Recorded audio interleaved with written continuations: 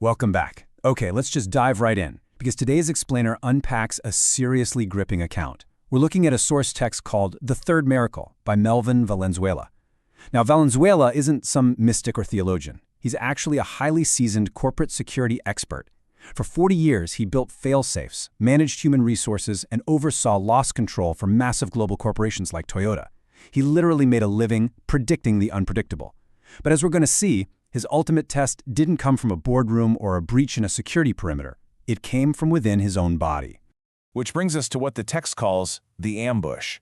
14:30 hours, exactly 2:30 in the afternoon on June 28, 2025. At this precise minute, Valenzuela's normal life abruptly ended.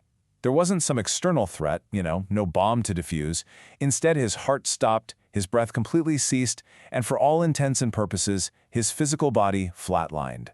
The timeline here is incredibly rapid and high stakes. He'd suffered a massive left thalamic CVD bleed, basically a severe brain hemorrhage. So his heart stops at 14:30, and he is clinically absent for 2.5 hours. The medical team is frantic, they're losing hope.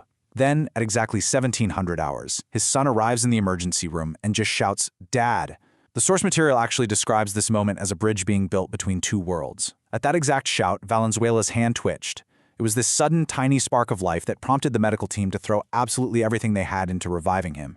And incredibly, by 1900 hours, he awakens in the ICU. You really have to lean into the sheer irony of this situation. On one hand, you've got Valenzuela's elite resume. 40 years at Toyota, an executive accountability partner, a licensed private detective who literally survived 3 actual street ambushes. He was the ultimate guardian. But then contrast that with his reality in the ICU, suddenly and totally vulnerable. The stroke on the left side of his brain meant the entire right side of his body was paralyzed. From the crown of his head down to his toes, he was trapped in numbness. His speech was so heavily slurred. Think about it, the man who wrote 50 books couldn't even form a clear sentence. This complete loss of control led to a pretty shattering realization. Valenzuela writes, "I thought security was something you can engineer with enough strategic tactics. On June 28, 2025, that illusion shattered."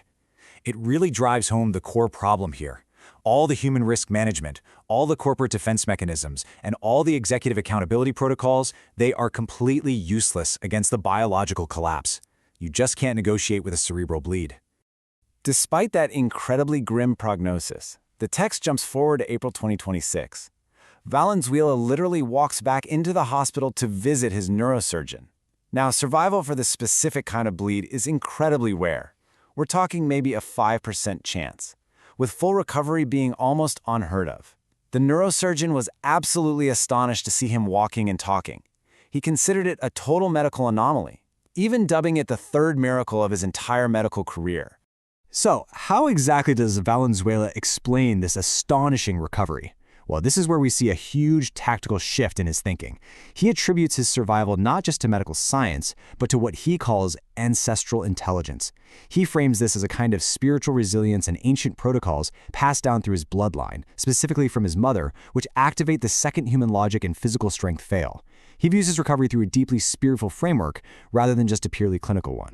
What's fascinating is how he applies his corporate background right into this spiritual awakening. He conducts what he calls a security audit of the soul right there in his ICU bed. When you're facing your own mortality, all those professional ranks and egos, they just get stripped away. As he laid there, he had to recognize his physical power was at a 0% battery. He couldn't even lift his right arm. This forced an acknowledgement of what he terms the ultimate executive, a higher power. It required a complete total shift from being the proactive guardian commander to entering a state of total surrender. And that brings us to honestly one of the most unique aspects of his survival strategy.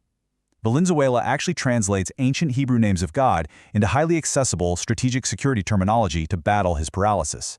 Instead of seeing prayer as just some ritual, he treated these names as a literal spiritual blueprint for survival.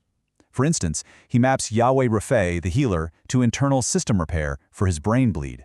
He maps El Shaddai, the all-sufficient one, to his power source when his own internal battery was dead.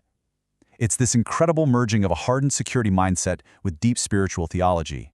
Let's zoom in on one of these mappings, Yahweh Nissi. So, in the security world, a banner is an assembly point, right? It's a declaration of who owns the territory. Well, during what he calls the ambush of recovery, those incredibly grueling weeks of physical therapy, Valenzuela couldn't physically raise his paralyzed right arm. So he used this ancient name as his operational assembly point. By claiming Yahweh Nissi, he was raising a spiritual banner to reclaim his territory from the very real threat of depression and despair. Then we have Yahweh Shalom. Look, the ICU is an incredibly stressful place. It's just packed with the mechanical anxiety of ventilators and heart monitors. Valenzuela actually frames it as the ultimate kill zone. His professional training had taught him tactical calm, but he realized that was just a mask. Yahweh Shalom, he notes, provided an encrypted frequency of peace. It literally lowered the cortisol of his soul, allowing his traumatized brain the quiet, calm environment it desperately needed to actually heal. Because his speech was so heavily slurred, he couldn't communicate normally. He couldn't issue commands, he couldn't even pray eloquently. So he developed this concept of strategic silence. It's kind of like noise discipline during a bomb threat where you have to stay completely quiet to avoid detection. He explains how his physical limitations basically forced him into a state of spiritual abiding. Instead of vocal panic, he found a distinct tactical advantage in remaining completely still and just relying on internal presence. For those moments of absolute sheer panic, he engineered a really clear, actionable procedure, the one-breath oración, or crisis protocol. Think about it. When your internal battery's at 0% and you literally only have enough air for 3 thoughts, what do you even do? Valenzuela's procedure is incredibly simple. One breath, Yahweh Shammah, acknowledging presence. Yahweh Shalom, claiming peace to stop the panic. And El Chai, acknowledging the living God as his actual physical pulse. It's a rapid deployment survival tool for the mind. Having survived all of this, Valenzuela's focus shifts completely. He moves away from corporate consulting and zeroes in on his legacy, outlining what he calls the Guardian's Code for the Vanguard. He emphasizes submission before strategy, finding integrity far beyond your professional titles, and most importantly, leaving this ancestral intelligence to the next generation rather than just leaving behind financial wealth. To him, this is building the ultimate fail-proof security protocol.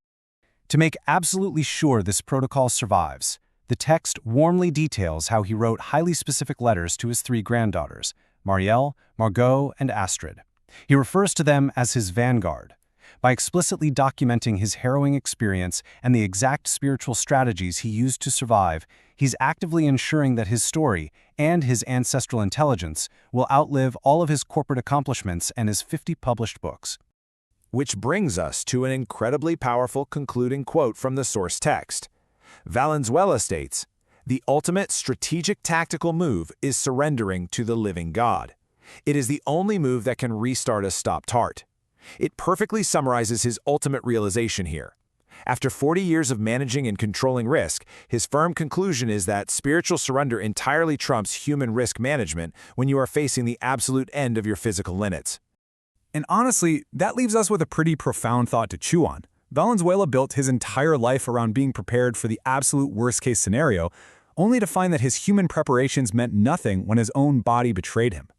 So I'm going to leave you with this question to reflect on. When your human armor completely fails and your battery hits absolute zero, what is your ultimate security protocol? Thanks so much for joining me on this explainer, and keep learning.